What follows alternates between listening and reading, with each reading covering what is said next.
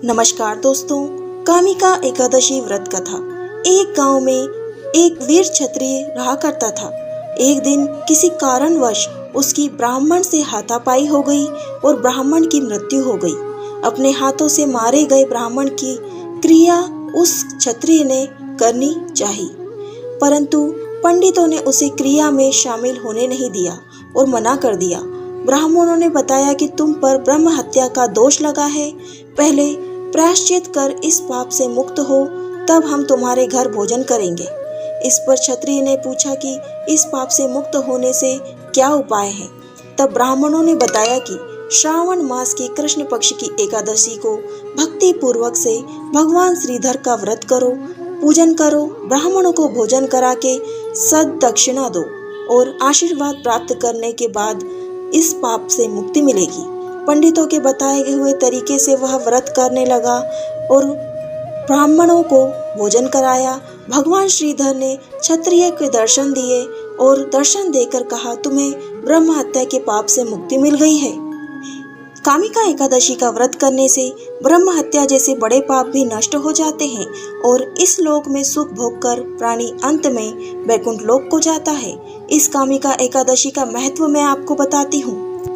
अर्जुन ने कहा, हे प्रभु, मैं आषाढ़ मास के शुक्ल पक्ष की देवशयनी एकादशी सुविस्तार वर्णन सुनना चाहता हूँ।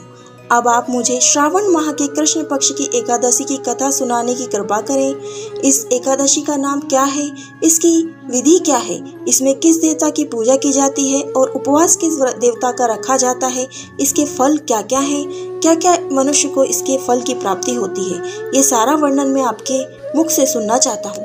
भगवान श्री कृष्ण ने कहा, हे श्रेष्ठ धनुर्धर, मैं श्रावण माह की पवित्र एकादशी कामिका एकादशी की कथा सुनाता हूँ। आप इस एकादशी का व्रत कथा विधान सहित सुनिए। नारद जी की इस इच्छा को सुन पितामह भीष्म ने कहा, हे नारद जी, आपने बहुत ही सुंदर प्रस्ताव किया है। अब आप बहुत ध्यान पूर्वक इसे श्रवण कीजिए। श्रावण माह के कृष्ण पक्ष की एकादशी का नाम कामिका एकादशी है। इस एकादशी की कथा सुनने मात्र से ही वाजपेय यज्ञ के फल की प्राप्ति होती है। कामिका एकादशी के उपवास में शंख चक्र गदाधारी भगवान विष्णु की पूजन किया जाता है। जो मनुष्य इस एकादशी को धूप दीप निवेद आदि से भगवान विष्णु की पूजा करता है, उन्हें गंगा स्नान के फल से भी उत्तम फल की प्राप्ति होती है। सूर्य ग्रहण और चंद्र ग्रहण में केदार और कुरुक्षेत्र में स्नान करने से जिस पुण्य की प्राप्ति होती है, उस पुण्य की प्राप्ति कामिका एकादशी के दिन भगवान विष्णु की भक्ति पूर्वक पूजन करने से होती है। भगवान विष्णु की श्रावण मास में भक्ति पूर्वक पूजन किया जाता है और इसका फल समुद्र और वन सहित पृथ्वी दान करने के फल के बराबर ही मिलता है।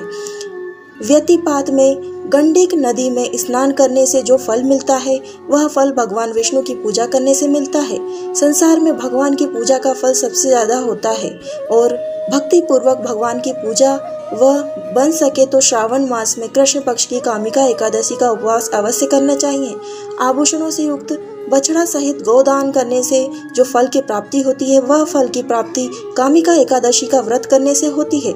जो उत्तम द्विज श्रावण के कृष्ण पक्ष की कामिका एकादशी का उपवास करते हैं तथा भगवान विष्णु का पूजन करते हैं, उन्हें सभी देव नाग किन्नर प्रत और पितृ आदि की पूजा करने से जो फल प्राप्त होता है, वही फल इस व्रत को करने से प्राप्त होता है।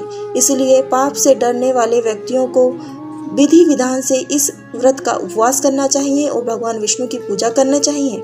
संसार सागर तथा पापों में फंसे हुए मनुष्यों को इससे मुक्ति के लिए कामिका एकादशी का व्रत करना चाहिए।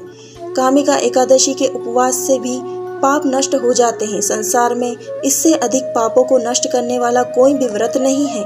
हे नारद जी, स्वयं भगवान ने अपने मुख से यह कहा है कि मनुष्यों को अध्यात्म विद्या से जो फल प्राप्त होता है, उससे अधिक फल कामिका एकादशी का व्रत करने से मिलता है। इस उपवास को करने से मनुष्य को न यमराज का दर्शन होते हैं और न ही नरक जाने का कोई कष्ट भोगना पड़ता है। वह स्वर्ग के अधिकारी होते हैं।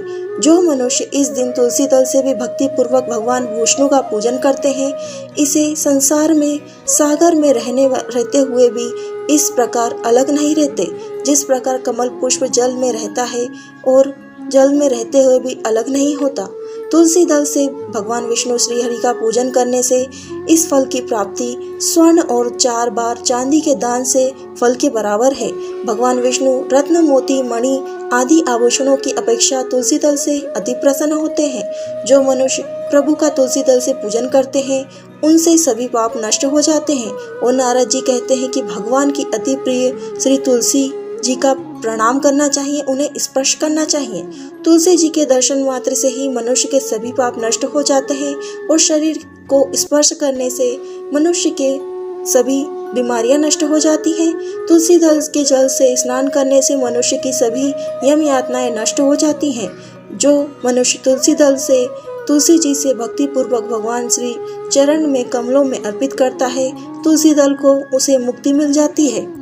इस कामिका एकादशी की रात्रि को जो मनुष्य जागरण करते हैं और दीपदान करते हैं, उनके पुण्यों को लिखने में चित्रगुप्त भी असमर्थ हैं। एकादशी के दिन जो मनुष्य भगवान के सामने दीपक जलाते हैं, उनके पितृ स्वर्गलोक में अमृत का पान करते हैं। तो दोस्तों, कामिका एकादशी का यह महत्व है।